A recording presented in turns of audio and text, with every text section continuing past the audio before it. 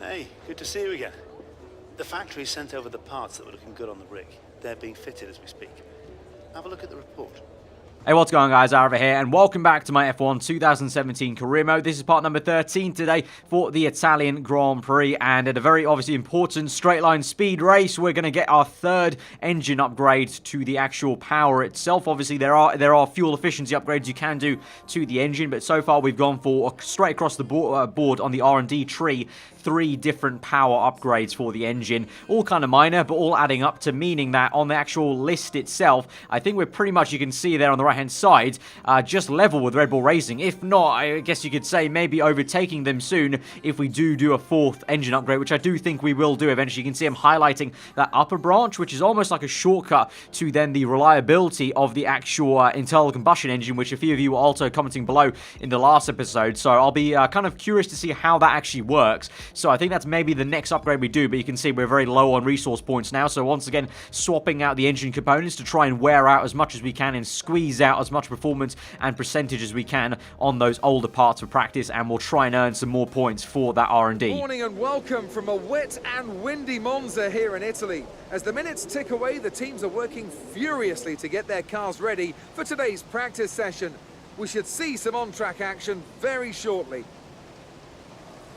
So it's dark skies overhead then, and plenty of dark looks from the pit wall as well. A frustrating time for the engineers, Anthony Davidson, who I imagine were hoping for some dry running today. But it's absolutely chucking it down out there. Oh, well, you have to feel for the guys and girls on the pit wall, Crofty. You know, so much work goes into getting these 2 cars out on track, not just from the pit wall, but from hundreds of people back at the factory too. The race team here at the circuit are just the most visible part of a very wide operation.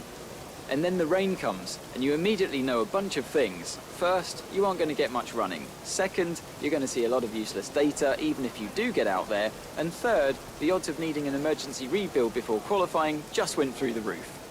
So you saw not the best way to start off practice. FP1 completely soaked, full wet tyres, and we didn't even go out and bother to do a lap really because there was no point.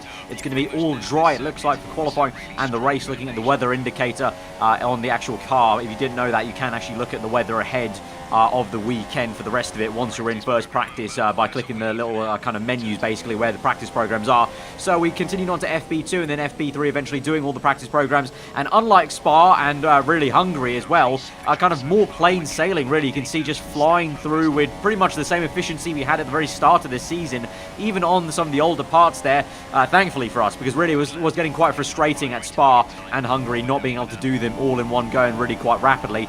The only one that was the issue, as you can see here, qualifying there, we only got the kind of green target, not the purple one once again. So really struggling for qualifying pace, it seems like, in the last 3 rounds really. For some reason, just the general grid's really upped its pace, and we've kind of been a little bit worse at quali in the last few rounds. Hopefully that will change. You can see we're swapping out fresh new parts for quali, and so we'll see how we go. Very low drag, low aerodynamic package setup we're having today. I think I'm running 5.5 or even 4.4 wings, so hopefully that's going to help us down the straights. Maybe a little bit iffy in the race, but we'll see how qualifying goes at least, and hopefully we can at least try and get ahead of some of the maybe higher runner cars and better engines. Pit lane will be open shortly, which means it's nearly time for qualifying for the Italian Grand Prix here in Monza.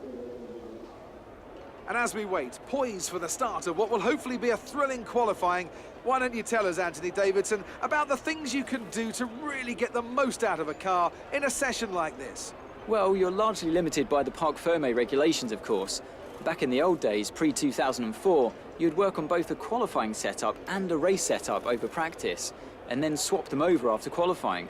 So the race car was quite different at times to the qualifying car. Nowadays, though, you have to find a compromise that works for both. There are a few things that you can still adjust during the session, such as the differential, the brake bias, and the front wing angle, but that's about it. So it's more about optimizing what you do have and adapting your own style to suit the track conditions. Right, so here we go, going down the main straight to start our first full-on lap here at Monza, and it's going to be the lightest our car is ever going to be this entire weekend and have the most power, really, with a max qualifying setting, obviously not available in the race because it probably would drain way too much fuel in the race for anyone's liking, but a pretty good navigation of the first few turns, kind of nice and easy on the brakes, didn't go too difficult into them because I didn't want to lock up the tyre, rather not lock up the tyre to turn 1 then go a little bit kind of more cautious, basically. But now you can see Raikkonen does set the faster lap at the moment in this session. Once again, going a little bit lighter there on the braking in 4th and 3rd gear, but sailing through that chicane pretty nicely. And then we cut on later through Parabolka, trying to feed down the power as early as we can in 5th gear, using a little bit of the curbing and the green rumble strip on the left here. But we go across the line, and it's going to be at the moment P2. You can see Perez did set a faster lap time than us as we go through the session, though, as obviously the top runners set their lap times. At the moment, Max Verstappen in P1, which is kind of surprising. So quite a few people yet to set their lap times, the 2 Mercedes cars and the 2 Ferraris. But you saw we were in P7. By the end of the session, we actually end up in P14. We get out-qualified once again by our teammate in P12. But actually, very surprisingly, you can see we split the 2 Force Indias, Perez and Ocon. The Force India is the 3rd best car for the engine power, if you look at the R&D tree, which is really caught me by surprise how we managed to split them, how my teammates out-qualified them, and also Nico Hulkenberg managed to out-qualify. And the 2 Haas cars, look at that, the 2 Haas cars are P8 and P6. That is unbelievable. Very actually quite hectic qualifying here, and I do believe there are quite a few cars with engine penalties or gearbox penalties, so we may be moving a little bit further up the grid. But you can see very, very close stuff there between myself and Sergio Perez there, and also indeed not too much of a gap to my teammate as well. So maybe bodes well for the race. We could get another really exciting one where it's going to be very, very close. Obviously at Spa, the slipstream did help quite a bit, obviously trying to overtake Ocon at the end of that race. So here's hoping we can do the same for this one. So let's go to the race. Hard braking zones going into 3 chicanes make up the majority of the 11 corners on this 3.6-mile circuit. And just in case the slipstream wasn't enough, well, 2 DRS zones will help encourage some close action. It's a very tight turn 1 here and a very big braking zone. It's a corner, Anthony Davidson, where we've seen a number of lap 1 incidents in the past. As you say, it's a very small piece of track when you have more than just one car trying to go through it. The actual run down towards the chicane is quite wide, so off the start, we'll often see drivers running 2 or maybe 3 abreast as they come up towards the braking zone. Everyone wants to brake late, of course, to win track position, and that tends to be where we see a lot of contact. And you'll see the more experienced drivers kind of hang back a little into here and focus more on picking up the pieces from other people's incidents. Well then, after an exciting qualifying session yesterday, let's take a look at how the cars line up.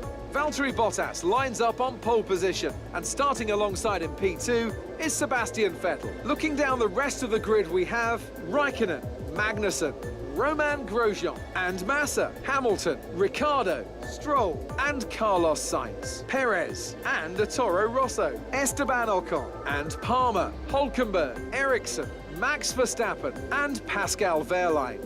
Van Dorn and Fernando Alonso starts from the back of the grid. So you can see, as I was mentioning, with some penalties there for Hulkenberg, Alonso, Verstappen, more kind of importantly there for us as a kind of a team, and also the rest of the season so far. That's kind of been the story of Red Bull, been getting so much bad luck in this season, just like they have in real life almost with Verstappen's car at least. You know, we've seen Ricciardo and Verstappen both share P20 before in some of the previous races in this series, and then Verstappen once again gets another engine penalty. I think that is Hulkenberg, also importantly getting a penalty. He out-qualified us, but we move up ahead of him to P12. You can see it's going to be a 1-stop today, starting on the medium tyres, then going to the super softs. I may try and go a little bit earlier on the pit stop and then go to the set of soft tyres, but both Toro Rossos here, myself and Carlos, will be doing that today. You can see all the guys around us are all on super soft, so we're trying this very unorthodox strategy here as we go to 5. Red lights for the Italian Grand Prix. The lights go out and we're underway here, and you can see it's a bit of a slow start compared to everyone. As I mentioned, on super softs, the tyres just don't bite in as fast, so Ocon gets a straightaway slip from his teammate to help him a little bit. We go to turn 1, double lockup as we follow in, just like Ocon did on Perez, as we follow on with Sainz. You can see Hamilton really bogged down there at the start there. He's found himself behind both Williams cars, I think, of Massa and Stroll, as we get into rich mix straight away to try and slipstream Sergio Perez as we go towards the end of sector 1. You can see getting right up his gearbox now. A little bit of shimmy and shake. Go to the inside this time, so a bit of a fake to the right, then to the left, down the chicane, and we go side by side, leave the space for Perez, and he actually comes back very, very aggressively, and he's pushed our left tyre into the gravel. You can see a bit of dust being kicked up on the screen, actually. Quite nice to see for the first time in this game, I think. And we've got a bit of gravel on our left tyre. You can see it's gone now on the replay camera, and so as we go through the next few sections down the main straight toward, down the back straight, I should say, towards Ascari, we're going to hopefully just stay ahead of the Renault car, which I think is the one behind us of Nico Hulkenberg or Palmer. It's actually Palmer, surprisingly. So for now, Palmer ahead of Hulkenberg, but you can see moving on into the heart of lap 2 in the same kind of area. We caught back up to Perez, so it took us like a few corners basically for the tyre to basically come back at us, which is a good thing compared to last year. Last year was a little bit too easy for you to maybe hit some gravel and then continue on like normal. But you can see up ahead of us now, Perez goes for a little lunge down the inside. Stroll, they go side by side through Ascari. Bit of contact made there with the Canadian and the Mexican, and they slow each other down so much as we go through the exit, having to lift off majorly to not slam in the back of Sergio Perez. And now he's going to go to the right. I'm going to slipstream Stroll. We've got no other place to go. We're going to make it 3 wide to the left there, nearly on the grass. We go round the outside in Parabolica. We go very, very wide to leave the room, and Stroll's completely mugged off there by Perez. We make some more contact there.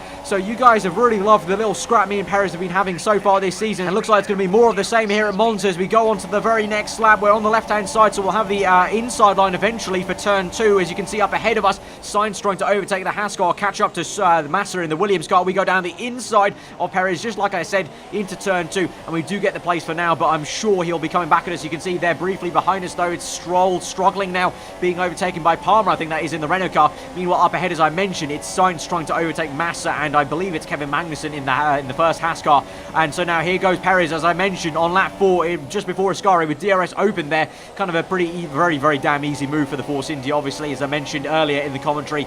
Force India, I think, technically have the 3rd best engine power of the entire grid, whereas Toro Rosso as a team here, I think we're only just about now level with Red Bull as the 4th worst team on the grid. So even though I do have 4 wings, when I'm not in rich mix, the car is pretty much a sitting duck compared to the Force India. Maybe not the Renault behind us, and but just the Force India and the Williams for sure. But we're going to try and slipstream Perez back on. Of course, we'll get DRS back on Perez. So here we go, getting the slipstream, getting the tow, very, very rapidly closing up. And meanwhile, up ahead, look at that, Sainz has overtaken the Haas and the Williams. So Sainz making a double overtake, showing that even though I just mentioned all the issues maybe in a straight line for the Toro Rosso gang, we both got quite a bit of pace here this afternoon. We've overtaken Perez, and now can we try and join Sainz, because he's overtaken both cars there, although I speak a bit too soon, because as we move on to the beginning of lap 7, he's been re-overtaken by those 2 cars. So it was kind of a brief moment of glory for Sainz there, overtaking those 2. Then gets re-overtaken on the exit. You can see he goes side by side with Magnussen, trying to maybe force him to the right hand side, but Magnussen eventually with the Ferrari engine in the back of that Haas car working well. Of course, the 2 guys, Grosjean and Magnussen, qualified in 6th and 7th, I think it was, which was absolutely bonkers, by the way, which is crazy. So looks like that pace is actually continuing on, because I think I saw briefly at the very start of the Grand Prix on lap 1, I think it was Grosjean fighting Vettel into turn 1 for P2. So for some reason the Haas cars are both on steroids this afternoon. Crazy. But anyway, we move on now later on, catching up to Carlos Sainz now with DRS. He's going to be a bit of sitting duck. He's got DRS actually as well, but I think I'm pretty much running much lower wings than he is, because generally I think the AI will run default 6.6 wings. I have talked to David Greco actually before the game came out. He did mention the AI this year will actually go for maybe higher or lower wings depending on the track actually, but obviously I've gone very, very extreme to 4.4. So although I may be a little bit iffy in the corners, definitely did feel like it while I was driving around for this race on heavier fuel, was sometimes a little bit kind of on the knife edge of grip down the straights. That's going to help me quite a bit, and you can see it definitely has done so far. So we're up the order into P7 now, and we can try and chase down Magnussen if we can. Remember though, me and Sainz are the only cars on medium tyres right now at the beginning of this Grand Prix. So basically, the more we can fight and kind of hold up these cars, the better, because we're going to go onto the fresher, faster tyres at the end of this race, whereas all these guys are probably going to go onto this set of medium tyres, or they're going to do a 2-stop and have to do an extra pit stop this afternoon. But behind us, I think it's Sainz there going side by side with Perez through Ascari, and it looks like Sainz has just managed to actually defend from Perez, so decent job there for him. So literally, just like I said, if we can hamper them, that'll be great. So we move on to lap 10 though. Perez has actually got past Sainz, and now he's got DRS wide open on the right hand side here, and once again it's going to be a very, very easy move for him. I'm not going to put up too much of a fight. I go to lean mix, you can see, because, well, there's no point putting up too much of a fight in a straight line there. May as well save fuel. We do have quite a bit to save this afternoon. I'm quite surprised actually, my team at the very start of this race thought I should go for a fuel saving strategy, which was a little bit peculiar because you're pretty much flat out throttle for a lot of this lap. So I just didn't really see the logic in that. You know, sometimes the engineer can sometimes baffle me a little bit in the games gone by through the years on F1 games. But now we open the DRS, we stay within 1 second now, so I'm going to use this basically to save fuel. We're in the tow, we're going to get a bit more extra speed with that. Opening DRS, may as well put it in a lean mix. Lift and coast as well, although I do double lock up into turn 1, but I am lifting and coasting into a lot of these turns now to try and save as much fuel as I can. As we cut onto lap 12, you can see lifting and coasting actually hasn't hindered me too much, because we're actually still on the back of Perez. We're actually closing up quite rapidly, and we are into positive fuel now. So lifting, coasting, maybe for the win here at Monza. It actually ended up being a very good tactical way to actually go through the lap and actually gain some speed in the corners against the Force India. And I'm pretty sure Perez is coming to the end of his stint. We're on lap 12 now, so he's taken those super softs so long, because I'm thinking of now coming onto soft tyres with about 12 laps left in the Grand Prix, probably later on. So Perez has done a real big number on those tyres. I'm just not too sure if that's actually going to be the right strategy call for him. I mean, to be fair, he's kept up pace with me on some pretty okay medium tyres, so he does come in then, but obviously he was getting to that crossover period where his worn super softs, even though they're 2 tyre compounds faster, are now going to be slower than my worn mediums, 13 laps into the Grand Prix. So we're into P1 now. It's actually a 1-2 for Toro Rosso at the moment, briefly there on lap 13, whereas we move on to lap 15, then eventually Sainz does get overtaken by Bottas and Hamilton, who are coming through the basically the slower traffic, which is including me and Sainz basically, and Bottas come through on the left-hand side. He's on soft tyres, so he started on the super softs, obviously qualifying in the top 10, so Bottas probably going for a 2-stop there. I think Hamilton was on medium, so interesting strategy call from Bottas with that tyre call. We do fend him off in Parabolica, but we're going to come into this into the pit stop anyway, this lap, but I may as well just kind of held him up a tiny bit, because, I don't know, may as well. I mean, I would have lost some time if I didn't try and defend myself into Parabolica there, so I may as well have done that. And we come in now for what will be, as I mentioned, the set of soft tyres. So you remember back to the race strategy screen, it did say we're going to go into super softs.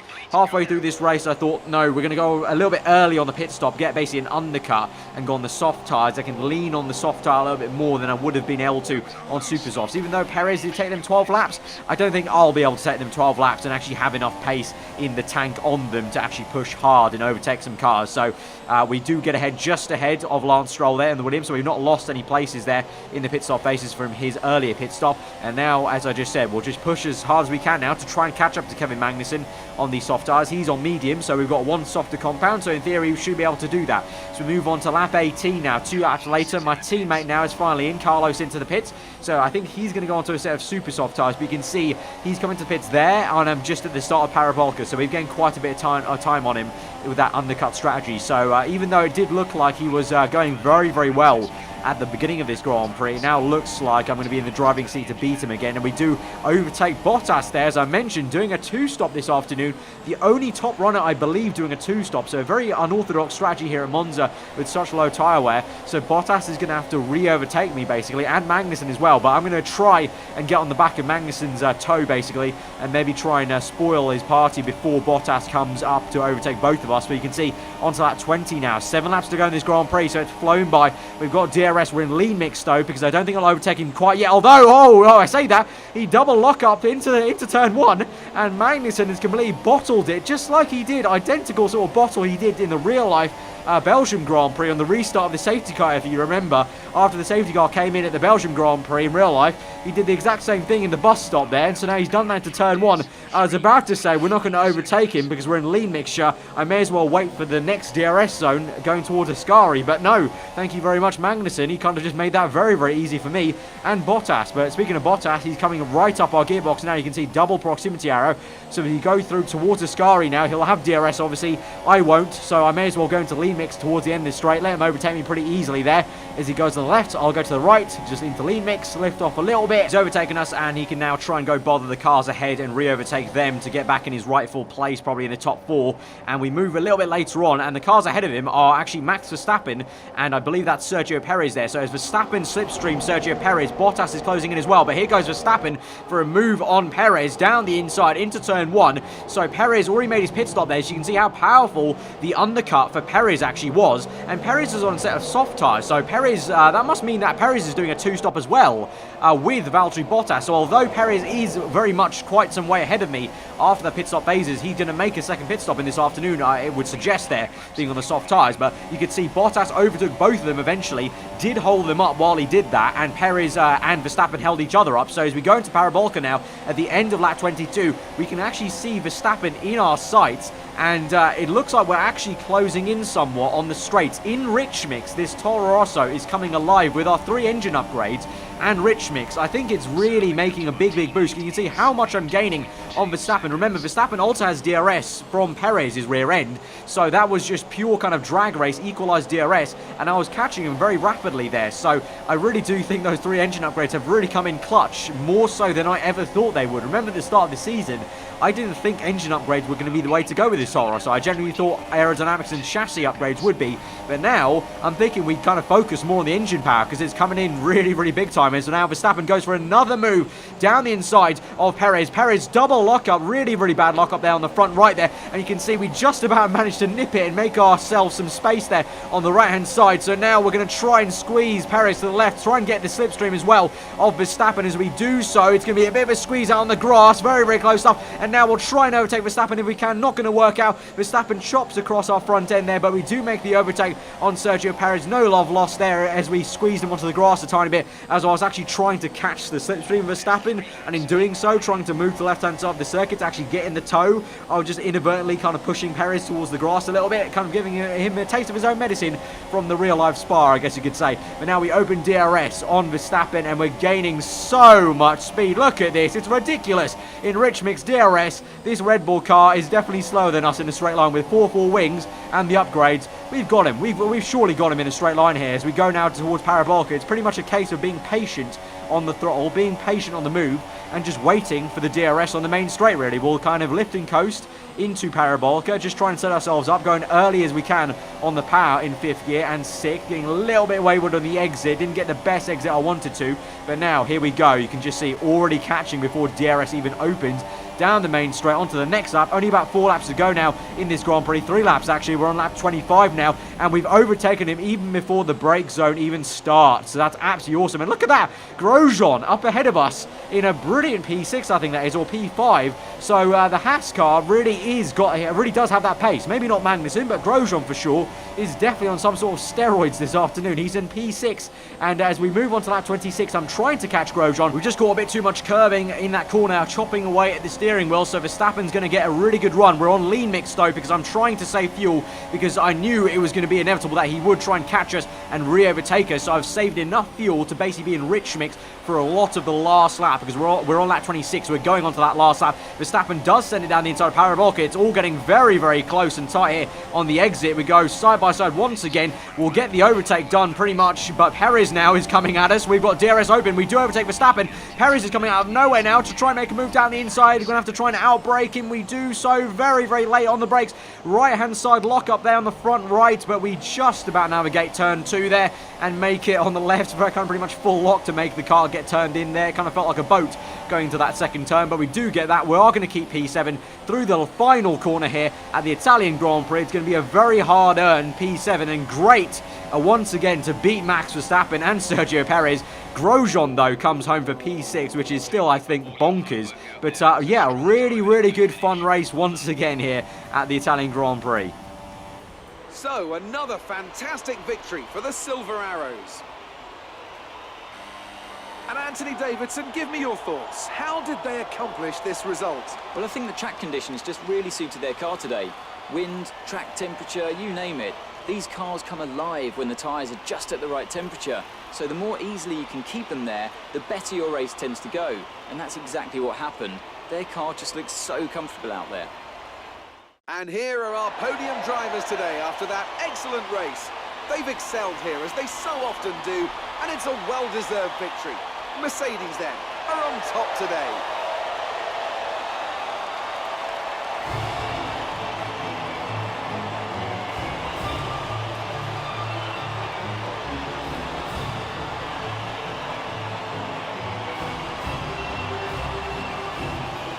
So Lewis Hamilton with the win this time here at Monza compared to Raikkonen last time out. So Hamilton's going to extend his championship lead, I believe, to the 2 Ferrari cars in P2 and P3. But you can see there, P7 for us. Grosjean, once again, as I mentioned just before, that is a really great P6. Because remember, Haas are the 3rd worst team here in the standings on the official performance chart, just ahead of McLaren and Sauber. And I've said before, I've literally said the phrase before, I think we have Haas in our back pocket. Well, clearly not this race. I mean, they came out of nowhere in qualifying, and then Grosjean's gone and actually got got the P6 there. So you can see Grosjean does move up a little bit in the standings. Sainz keeps his P12. We stay in P7, but we are catching Verstappen on points. In the standings, though, Haas overtake Williams. So really is a case of they were mega this race, and they've gone from being in our back pockets to, hang on, if they get a little bit more lucky another time, they could be right up there chasing Force India and us, Toro Rosso down, and Williams now find themselves as the third worst team in the standings. So, as I mentioned last episode, this is going to be a really, really exciting second half of the season for this midfield fight from P4 down to P7, P8 even. Yeah, really looking forward to how that works out, because, you know, if Haas have another one like this, then you have Force India maybe having a weekend like that, maybe Williams come back into it. It's going to be, you know, there's going to be only a couple of points in it in the Constructors' Championships. But anyway, we move on to the R&D tree. Unfortunately, you can see on the top right, just not enough points to actually buy a major upgrade. We could buy a durability one, but I just don't feel like it. And I really do want to, going back to that, back to this part of the tree, I really do want to try maybe upgrade that upper branch there of the engine upgrade. Because if we go to the next one, which is the major upgrade, which costs 1,500, I want to see how big of a boost that is. And then I want to see how that works out with the kind of dotted line that goes up to the durability for the internal combustion engine, because I'm very interested to see how that actually works out. But guys, if you have enjoyed this episode, smash that like button. Let me know what you thought in the comments below as usual. If you're new around here, then do get subscribed for weekly Formula 1 content. I've been aarava. Hope you two guys enjoy the rest of your days, and I'll see you guys next time. Goodbye.